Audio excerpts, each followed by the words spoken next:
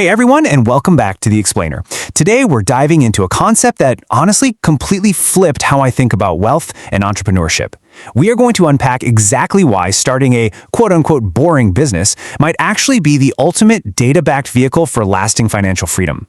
So let's just get right into it, because what actually transforms your life isn't necessarily the business itself, it's the massive psychological shift that happens inside your head once you start it.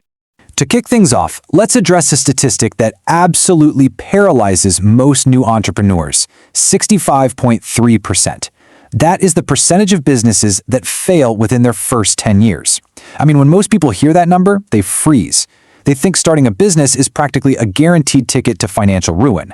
But that number actually hides a massive secret about the specific types of businesses that actually survive. If we look at the 2024 Bureau of Labor Statistics data, about 20.4% of businesses fail in year 1, and nearly half don't make it to year 5. It sounds super rough, but look closer at what that actually means. More than half are still standing after 5 years.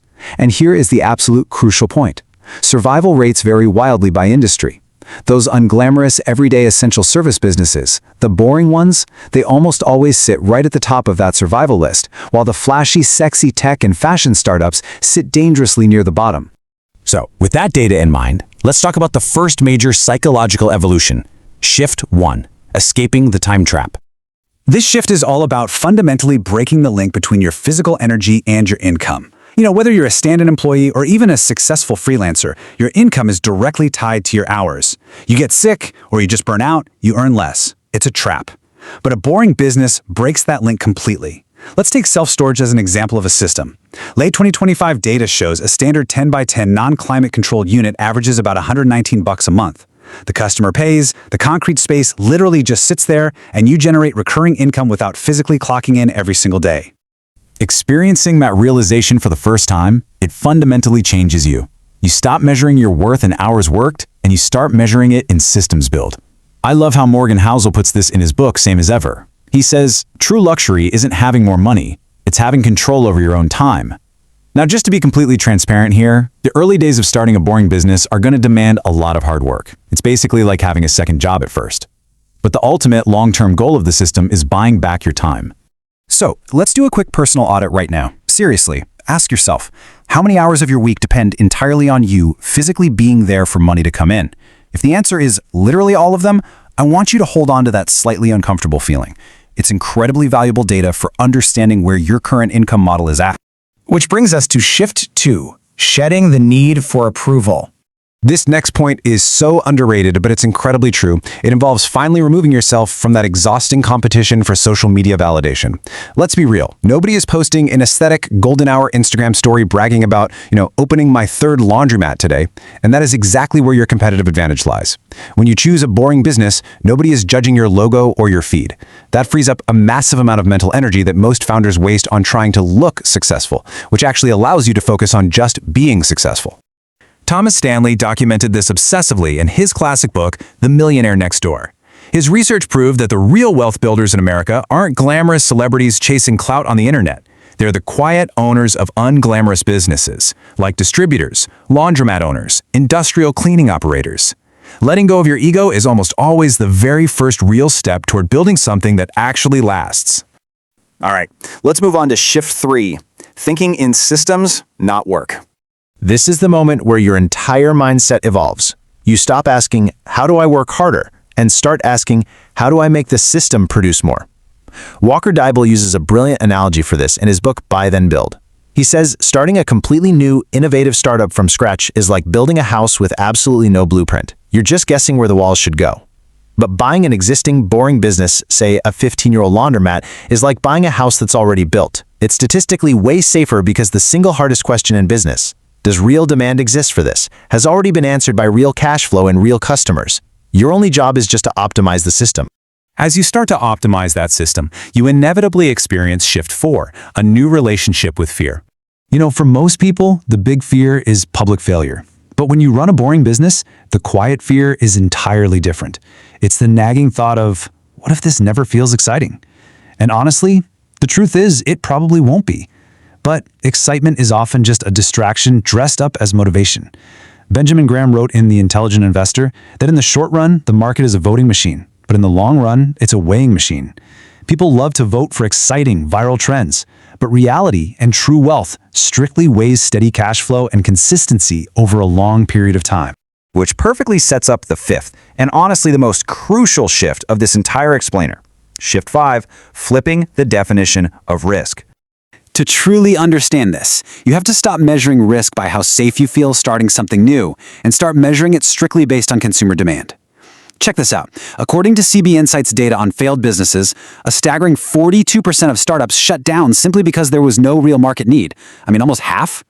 The real risk isn't choosing an industry that's boring. The real risk is betting your entire livelihood on a passing trend or an invented need that could literally disappear overnight. Meanwhile, trash piling up, dirty clothes, the need for extra storage space, those are recession-proof constants. So the takeaway here is that consistency always beats intensity. George S. Clausen noted this perfectly in The Richest Man in Babylon. He said wealth arrives by following simple principles consistently, even when those principles aren't exciting. This is exactly why boring businesses often experience incredible growth right when the broader economy gets tough, because those underlying fundamental human needs, they don't just disappear during a recession. Okay, so now that we've fully grasped the mindset shifts, let's talk practical application. We really need to be aware of the traps that can ruin a perfectly good, boring business. Let's look at 5 costly beginner mistakes. Let's just rapid fire through these beginner traps so you know what to avoid. Number 1, ignoring local demand math. What crushes in one city might totally flop in yours. 2, underestimating cash flow. This is huge. Small Business Administration data shows an incredible 82% of small business failures are tied directly to cash flow problems, not bad ideas.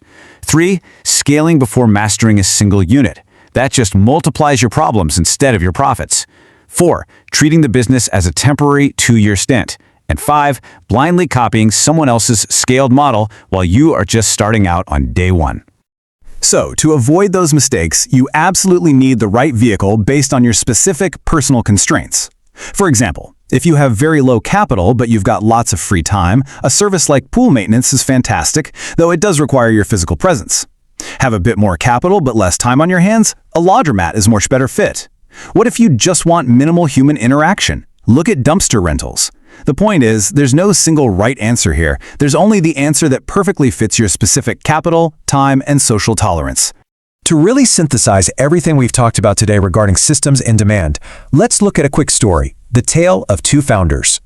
Let's compare Daniel and Alex. So Daniel was feeling totally stuck in his logistics job, so he went out and bought a 12-year-old laundromat. No fancy rebrand, no massive overhaul. He literally just optimized the existing system and fixed the maintenance issues. Within 18 months, his net income actually beat his corporate salary. Alex, on the other hand, spent 3 solid years jumping between a dropshipping clothing store, a custom supplement brand, and a crypto YouTube channel. He always started with tons of excitement, but he ended up with no sustained cash flow and just total, utter burnout. And that brings us to the ultimate takeaway here. The difference between Daniel and Alex wasn't intelligence, and it definitely wasn't effort. Honestly, Alex probably worked way harder. The key difference was the source of the demand. Daniel chased a constant, pre-existing need right in his own neighborhood. Alex tied his entire path to success to the exhausting, incredibly unpredictable roller coaster of passing trends. Rejecting a solid business idea just because it seems boring on the surface is exactly what costs people lasting wealth. So I want to leave you with a bit of a provocative question to chew on today. Out of the 5 psychological shifts we just covered, which one makes you the most uncomfortable? Really think about it, because whichever one makes you squirm just a little bit, well, that is exactly where your mindset is still stuck in the old model. Thank you guys so much for joining me for this explainer. I really hope this completely changes how you view your next big opportunity. Catch you next time.